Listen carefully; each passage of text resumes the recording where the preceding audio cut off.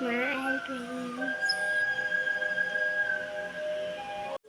Friends, biryani చేస్తున్నా చూడండి. First చికెన్లో మసాలాలన్నీ పెట్టుకోవాలన్నమాట.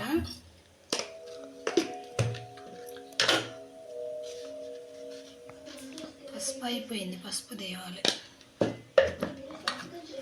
ఇది అల్లం పేస్టు,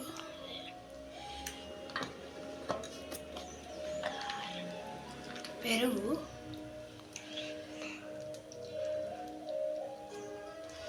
మనం బిర్యానీకి కొంచెం ముందే మసాలాలన్నీ పెట్టుకుంటే మంచిగా ముక్కలకు బట్టి టేస్ట్ వస్తుంది అన్నమాట.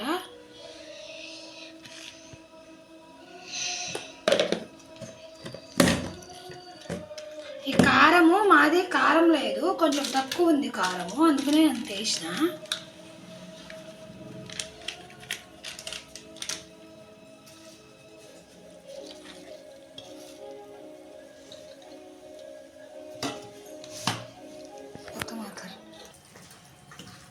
ఇట్లా మంచిగా కలుపుకోవాలి ఒక అరగంట సేపు, అరగంట మ్యాక్సిమం.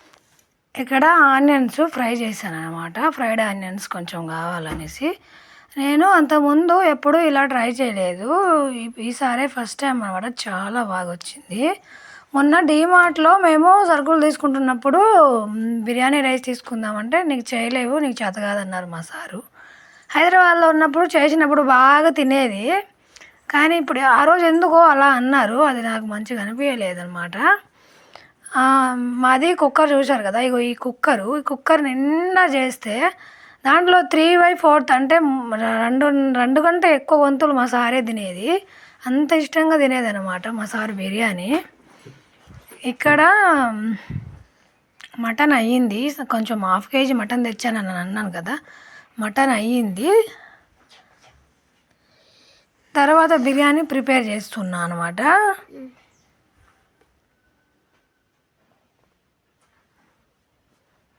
కొంచెం ఆనియన్స్ పచ్చిమిర్చి ఫ్రై అయిన తర్వాత చికెన్ మనం కొంచెం ముందే ప్రిపేర్ చేసుకొని పెట్టుకున్నాం కదా మసాలాలన్నీ, అది పెట్టేసి కొంచెం ఉడికిన తర్వాత చేయాలి.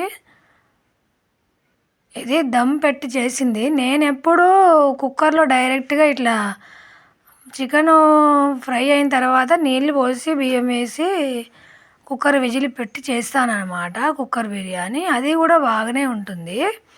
అయితే ఇది ఇట్లా ట్రై చేద్దాం అన్నట్టుగా ఈసారి నేను ట్రై చేశాను అనమాట. సూపర్ అంటే సూపర్ వచ్చింది. చికెన్ ఉడికిపోయింది కదా, కొంచెం మనం ఫ్రై చేసిన ఆనియన్స్ వేసుకొని కొత్తిమీర పుదీనా అవన్నీ వేసుకొని బియ్యం, మనము పక్కనే బియ్యం ఉడుకుతున్నాయి కదా, ఆ బియ్యం వేసుకోవాలి.